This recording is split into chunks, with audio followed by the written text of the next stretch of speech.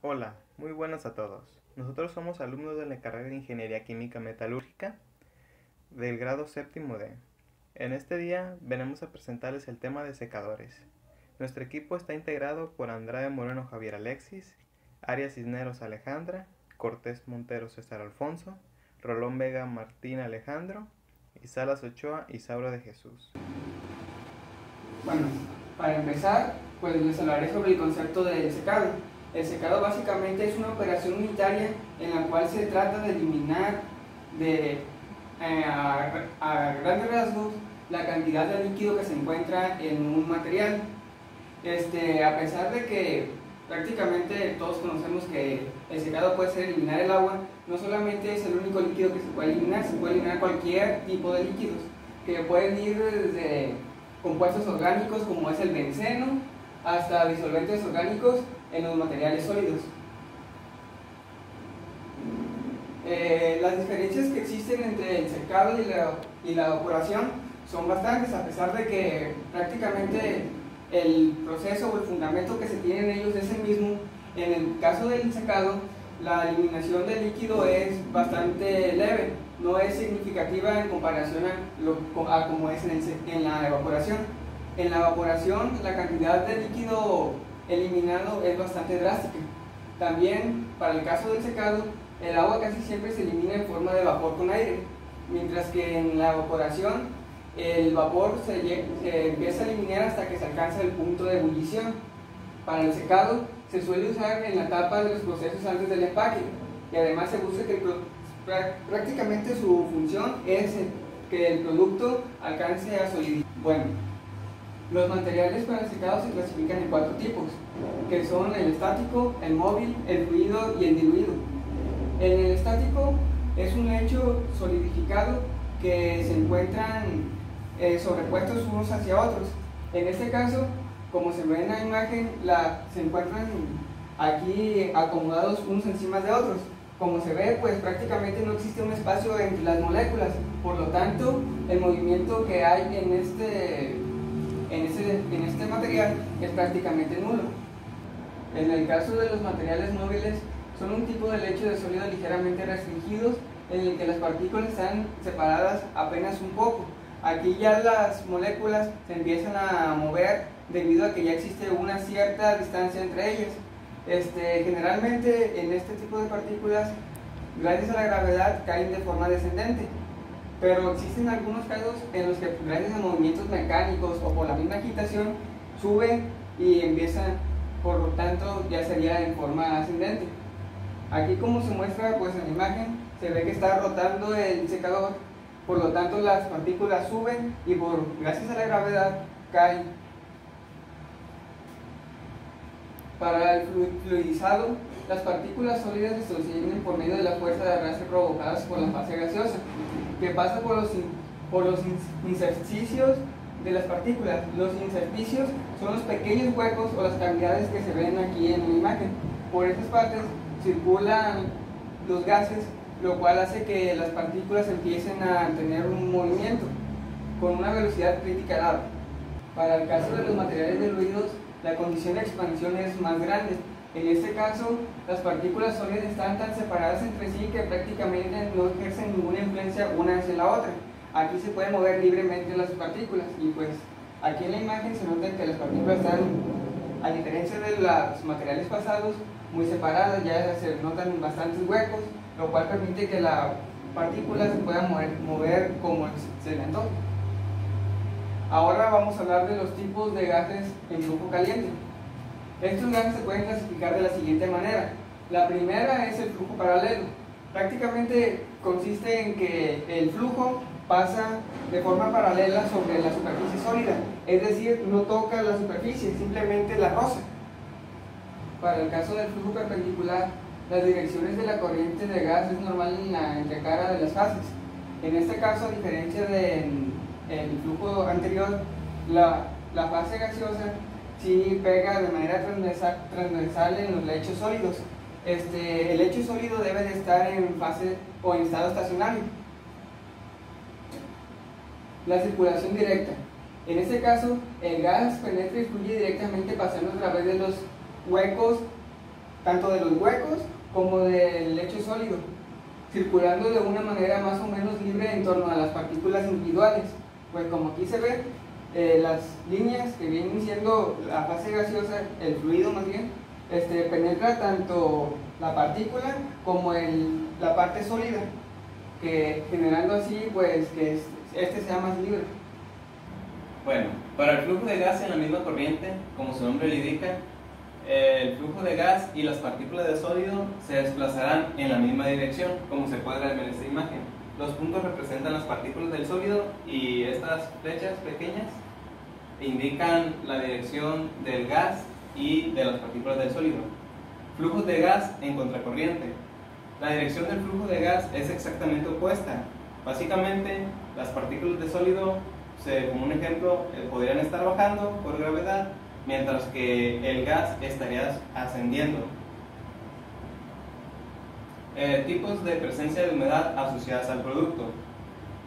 Un tipo de humedad es la no ligada, la cual es la humedad en exceso del contenido de humedad en el equilibrio. La humedad ligada es la humedad que se encuentra unida fuertemente al sólido. Tiene propiedades diferentes al seno del líquido debido a esta unión con la partícula sólida. El contenido de humedad libre, a pesar de, como su nombre lo indica, es la humedad atrapada mecánicamente en los espacios dentro del sólido. Como se entiende, que no está unida a la estructura del sólido molecularmente y tiene propiedades similares a las del seno del sólido. El contenido de humedad en el equilibrio es el contenido de humedad que comparte las condiciones de temperatura y humedad de los alrededores. Bueno, conceptos o definiciones que se usarán para secadores. El primero sería velocidad de secado, que básicamente es la disminución de la humedad en base al tiempo. Y tenemos la fórmula: velocidad de secado es igual a la resta de la diferencial de fracción de peso entre la unidad de tiempo. Para el contenido de humedad, es el contenido de humedad de un sólido dividido en el peso del sólido en base seca o en base húmeda. Para la fracción en base seca, la fórmula sería masa húmeda menos masa seca entre masa seca.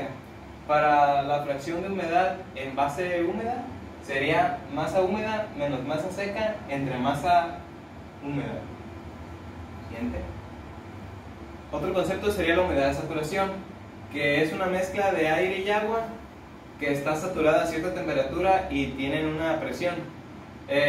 La fórmula sería fracción de humedad saturada es igual a la presión de vapor de agua menos la presión total de la mezcla de aire y agua menos la presión de vapor de agua por la multiplicación de la fracción de masa de peso molecular del agua entre el peso molecular del aire. Y otro concepto sería el porcentaje de humedad, que es el cual relaciona la humedad con respecto a la humedad de saturación, que básicamente se sustituiría esto de esta ecuación y tenemos el porcentaje de humedad es igual a la humedad entre la humedad de saturación por 100. Bueno, otro concepto sería el punto de rocío, que es la temperatura a la cual dicha mezcla o de aire y agua, sin estar en contacto con el agua, se satura al ser enfriada a presión total constante. Básicamente, cuando la mezcla se enfría a un punto menor a esa temperatura, se condensa formando una neblina o rocío. Otro concepto sería el calor de humedad de una mezcla de aire-vapor de agua, el cual es la capacidad calorífica de la mezcla de agua-vapor de agua y el calor necesario para incrementar un grado de temperatura por cada kilogramo de aire seco en la mezcla.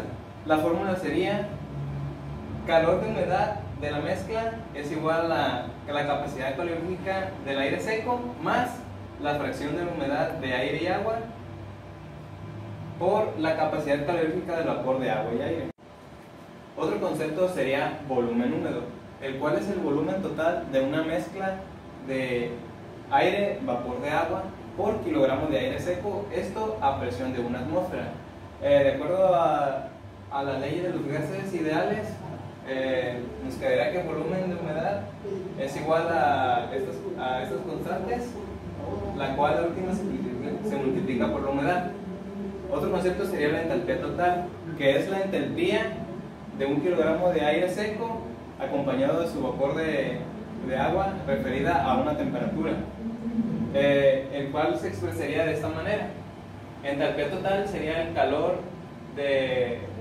húmedo de la mezcla por una temperatura menos la temperatura de referencia más el calor latente de vapor de agua. Otro concepto sería la velocidad de transferencia de calor convectivo. Se expresaría como Q, que sería igual a H, que sería el coeficiente de transferencia de calor de la superficie del sólido, por A, que sería el área expuesta del secado.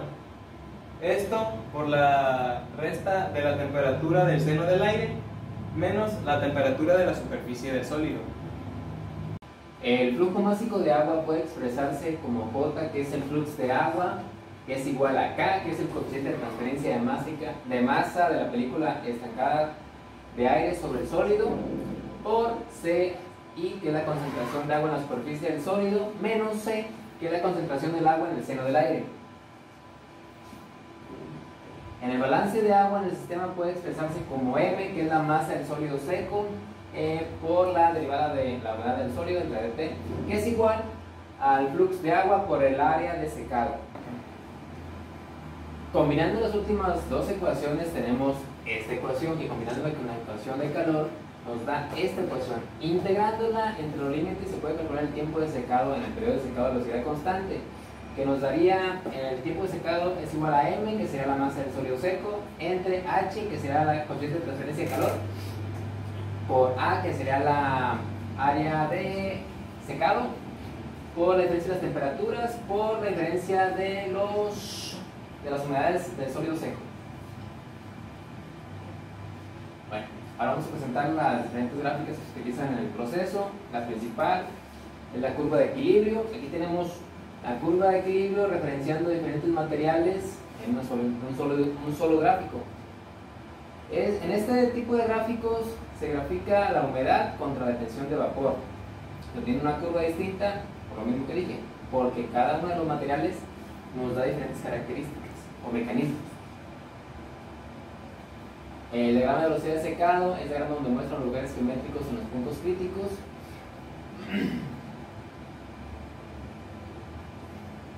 Y el diagrama psicométrico es el diagrama que permite determinar el contenido de vapor de agua en el ambiente en función de la humedad y la temperatura. La curva de secado. Bueno, en el principal diagrama que vimos, en la curva de secado, vimos que es una curva pendiente. Esa curva tiene diferentes niveles. La primera es el periodo de inducción o de velocidad de secado creciente, que es donde se inicia el proceso y el material se puede decir que se calienta a las condiciones donde se va a llevar a cabo el proceso. El periodo de velocidad de secado constante es en el que el paso de velocidad en el que se elimina el agua de la superficie del sólido nos forma una línea recta y pues nos lleva a la tercera etapa.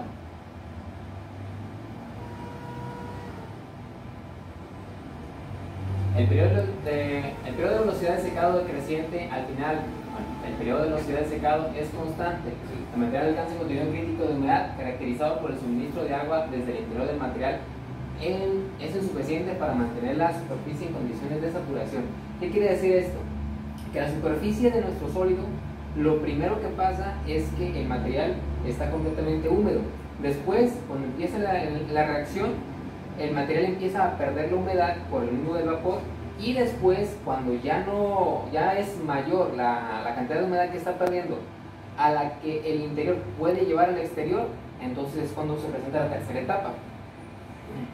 Y aquí es todo el ciclo: la etapa principal, la secundaria y la tercera. Aquí es donde el interior de la roca ya no puede satisfacer la necesidad del exterior de estar humectada, y es cuando se puede decir que ya es el periodo de velocidad decreciente.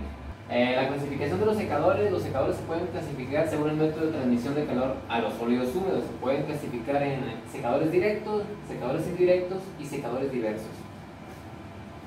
Los secadores directos o convectivos se caracterizan por utilizar gases calientes que entran en contacto directo con el sólido húmedo, al que transmiten calor por convección fundamentalmente y que arrastran fuera del secador los vapores producidos. Los gases calientes pueden ser aire calentado por vapor de agua, productos de combustión, gases inertes y vapor recalentado y aire calentado por radiación solar. De las características que podemos mencionar sobre el secador que se mencionó anteriormente, tenemos que los gases calientes y los sólidos tienen un contacto directo. La temperatura de secación llega hasta los 1000 grados Kelvin, debido a que es la temperatura limitante para casi todos los metales estructurales de uso común. Y por último tenemos que la temperatura del gas tiene que ser, si es menor al punto de ebullición, esto puede afectar a la velocidad de secación y al contenido de humedad del sólido. A continuación vamos a mencionar algunos ejemplos de equipos, y en el primero tenemos a los secadores de horno y estufa. Este es el más sencillo, ya que consta de 2 pisos. En el piso de abajo es donde se encuentra el quemador, y por medio de convección natural o forzada se seca el material húmedo que se encuentra en el primer piso. Los secadores de bandeja o de armario está formado por una cámara metálica rectangular que contiene unos soportes móviles sobre los que se apoyan unos bastidores. Esos bastidores tiene un número de bandejas poco profundas, de las cuales ahí se pone el material a secar. Aquí tenemos el ejemplo del secador. Aquí estarían ubicadas las bandejas. Por este lado entraría el aire y por aquí se evacuaría el aire húmedo, que ya no sirve para el proceso. Estos son útiles para secar pequeñas cargas, pero son valiosas, debido a que es un proceso muy caro, debido a la mano de obra al momento de alimentar y de descargar. Pero es rentable debido a que el producto es de buena calidad comercial. Otro ejemplo serían los rotatorios. Este consta de un cilindro hueco que gira en su propio eje. Los sólidos entrarían por este lado y van girando hasta obtener un material seco del otro extremo. Tenemos otro que es por aspersión. Este secador se debe atomizar. Por aquí entraría el aire caliente y aquí hay un cuadrado que sería el atomizador, y es un disco de centrífugo o una boquilla. La circulación directa. Este material se mantiene de forma continua. Aquí hay una banda y aquí se pone el material a secar, y pasaría a través del sólido el aire caliente, y es como que se estuviera recirculando. El túnel. Aquí el material es colocado en unas carretillas que se van desplazando por el túnel, y el aire caliente va entrando de forma a contracorriente. El material va entrando de este lado y el aire entraría hacia la izquierda, y ya obtendríamos de este lado el material seco. Ahora les hablaremos de los secadores de lechos fluidos. Los sólidos se fluidifican en un tanque estacionario. Esto se refiere a que todos los sólidos van a contener un cierto porcentaje de humedad, que son los que vamos a meter dentro del secador. Van a pasar por una cierta ruta. Esta ruta va a contener ciertos cuerpos como serpentines u otros objetos que pueden proporcionar el calor necesario para desprender la humedad del sólido. Los secadores por conducción o indirectos es prácticamente el mismo proceso que acabo de mencionar. El líquido vaporizado se separa independientemente del medio de calentamiento, es decir, no están en contacto jamás. pero mientras el calor avanza en la ruta que tienen que seguir, se va desprendiendo la humedad. Los secadores por conducción o indirectos.